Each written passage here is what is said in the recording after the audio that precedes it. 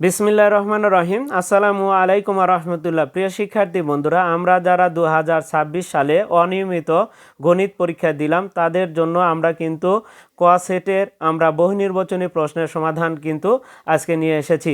তাহলে কথা না বাড়িয়ে আমরা আসলে প্রশ্নের সমাধানগুলো দেখে নিই। আর অন্যান্য যারা সেট পেয়েছ খ, গ এবং ঘ সেট, তারা অবশ্যই এই ক সেটের সাথে তোমরা মিল করে তোমরা নিয়ে নেবে। অর্থাৎ আমরা এখন দেখব ক সেটের প্রশ্নের সমাধান। আসলে 1 নম্বর প্রশ্নটি রয়েছে, দেখো বি সেটের মান দেওয়া আছে 1 2 3 4 হলে বি এর প্রকৃত উপসেট সংখ্যা কত? প্রকৃত উপসেট হচ্ছে আমাদের 2 এর পাওয়ার 4 দিলে হয় 16, সেখানে প্রকৃত উপসেট হবে 1 কম, অর্থাৎ সেই ক্ষেত্রে হবে খ নাম্বারটি সঠিক উত্তর, অর্থাৎ 15টি হবে প্রকৃত উপসেট।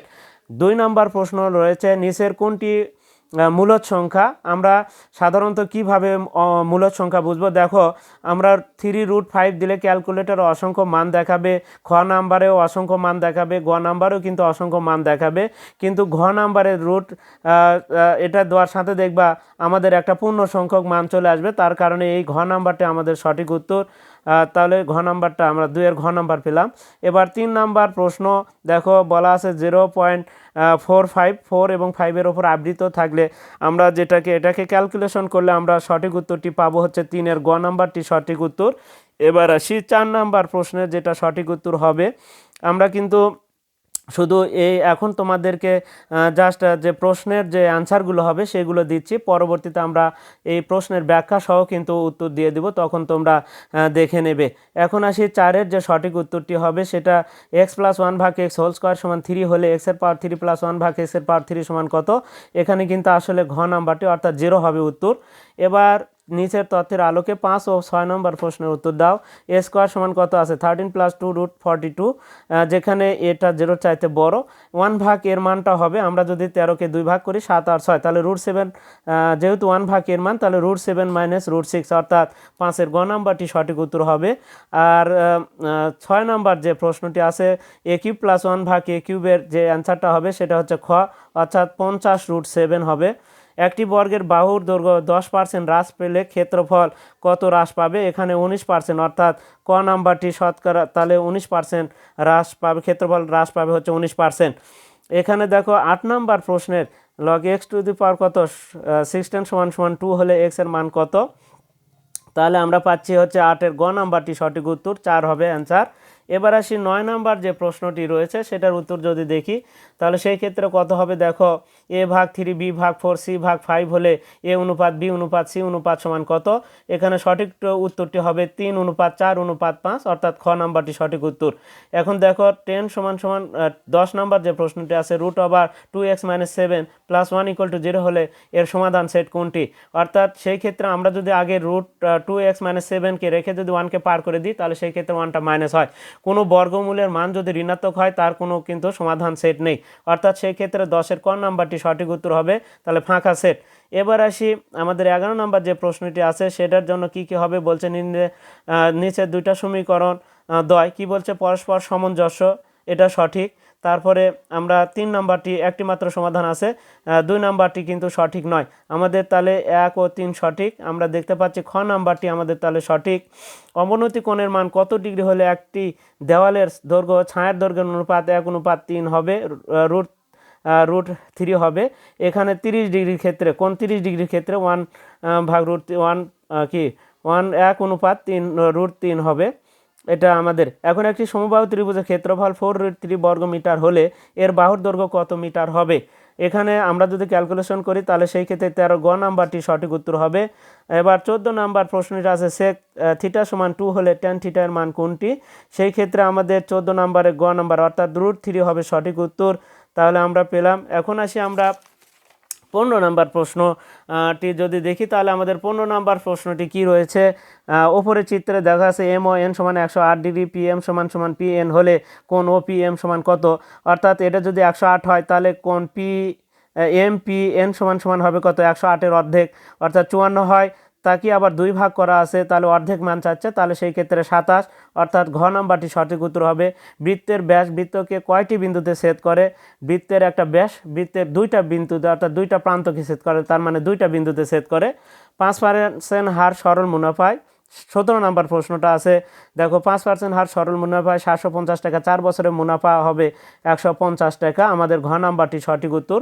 এবার 18 নম্বর প্রশ্নটা যেটা দেওয়া আছে, আমরা কিন্তু সরল মুনাফার ক্ষেত্রে আই সমান পি এন আর জানি, চক্রবৃদ্ধি মুনাফার ক্ষেত্রে সব বৃদ্ধি মূল সমান P into 1 plus r to the power n, এটাও সঠিক, একও সঠিক, দুইও সঠিক।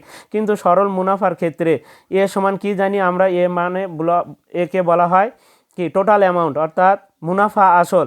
এখানে আই প্লাস এন আর, এটা কিন্তু সঠিক নয়, তার মানে 1 আর 2 সঠিক, আমাদের ক নাম্বারটা 1 আর 2 মানে ক নাম্বারটা সঠিক।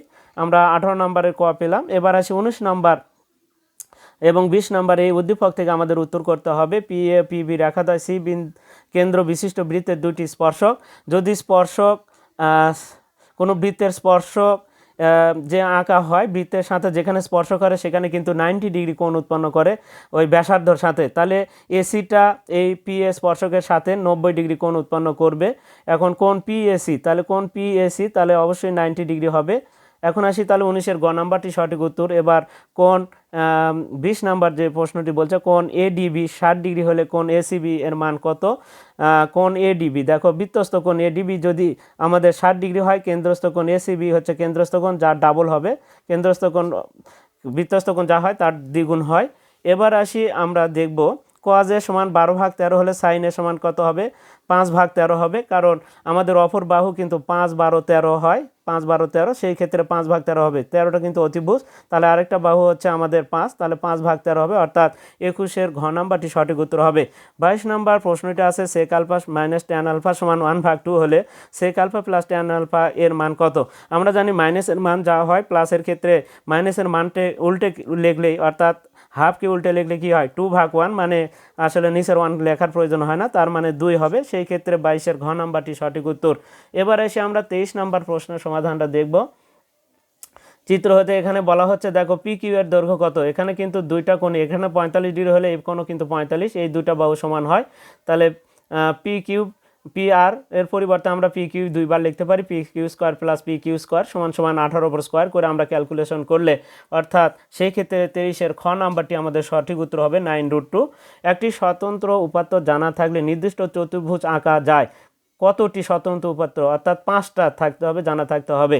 এবার আসি এবিসি সমবাহু ত্রিভুজের বি কোণ এর সমদ্বিখণ্ডক এসি বাহুকে ডি বিন্দুতে ছেদ করলে সিডি অনুপাত ডিএ অনুপাত সমান কত হবে? কারণ ওই যে আমাদের এসি বাহুকে ডি বিন্দুতে ছেদ করলে সেই ক্ষেত্রে যে মধ্যমা উৎপন্ন হয়, সেই মধ্যমা কিন্তু ওই দুটা বাহুকে, ওই বাহুটাকে সমান 2 ভাগে বিভক্ত করে, তাহলে সমান 2 ভাগে বিভক্ত করলে তাদের অনুপাত অবশ্যই 1:1 হবে। এই ক্ষেত্রে আমাদের তাহলে 25-এর ঘ নাম্বারটি সঠিক উত্তর। এবার 26 নম্বরে, এখানে কিন্তু আয়তাকার ঘনবস্তু, এটা এর কর্ণের দৈর্ঘ্য 5√2, এখানে 3, 4, 5 দেওয়া আছে, আমাদের সূত্র হচ্ছে √ অর্থাৎ A square plus B square plus C square করলে আমাদের কর্ণ 1 নাম্বারটাই সঠিক উত্তর আছে। তারপর সমগ্র তলের ক্ষেত্রফল এখানে হবে 47 দুগুণ, অর্থাৎ সেই ক্ষেত্রে 94 হয়, এখানে 2 নাম্বারটা ভুল আছে। 3 নাম্বার আয়তন ঠিক আছে, আমরা এই তিনটা আয়তন মানে কি 3টি মাত্রার গুণফল, 3, 4, 12, 5, 12, 60, তাহলে 1 আর 3 সঠিক উত্তর, তাহলে সেই ক্ষেত্রে আমাদের খ নাম্বারটি সঠিক উত্তর। তাহলে 26-এর আমরা উত্তরটি পেলাম হচ্ছে খ। এবার 27, চাকাটির এখানে যে তথ্য দেওয়া আছে, একটি চাকার পরিধি 10 পাই মিটার, চাকাটির অতিক্রান্ত পথ 220 মিটার, চাকাটির ব্যাসার্ধ কত মিটার? চাকাটির ব্যাসার্ধ মানে আর, চাকাটির ব্যাসার্ধ কত? আর এখানে পরিধি 2 পাই আর সমান সমান আমাদের 10 পাই, তাহলে এটাকে ক্যালকুলেশন করলে আমরা 2 পাই আর সমান 10 পাই, তাহলে এখানে ক্যালকুলেশন করলে আসলে 5 হবে, তাহলে আমাদের 27-এর ক নাম্বারটি সঠিক উত্তর। অতিক্রান্ত পথ যেতে চাকাটি কতবার ঘুরবে? একবার ঘুরলে কত? 2 পাই আর, তাহলে 2 পাই আর পথ যেতে ঘুরে হচ্ছে একবার, অতএব একবার ঘুরে কত? অতএব এটাকে আমরা যদি ক্যালকুলেশন করি তাহলে সেই ক্ষেত্রে 28-এর গ নাম্বারটি অর্থাৎ 22 বার ঘুরবে, এটা সঠিক উত্তর।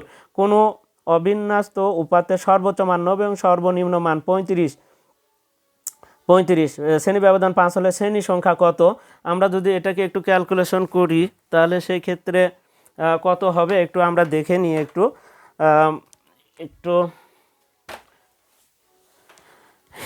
তাহলে সেই ক্ষেত্রে এই প্রশ্নটা আমাদের একটু দেখতে হচ্ছে। 90 থেকে আমাদের কত বিয়োগ করতে হবে?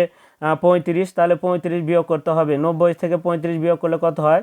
5 হলে 8 থেকে 1, 4 আছে কত হলো? 9 হবে 5 হলে, তাহলে 55 সাথে 1 যোগ করলে আমাদের 56, 56কে আমাদের 5 দ্বারা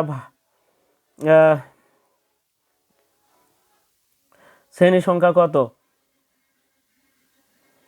তাহলে সেই ক্ষেত্রে আমরা দেখিয়েছি 90 থেকে 35 বাদ দিলে 5 হলে 10, 5 হলে হাত থেকে 1, 4 আসলে 9, 5 হলে হাত থেকে 1, তাহলে 56, এখানে 11।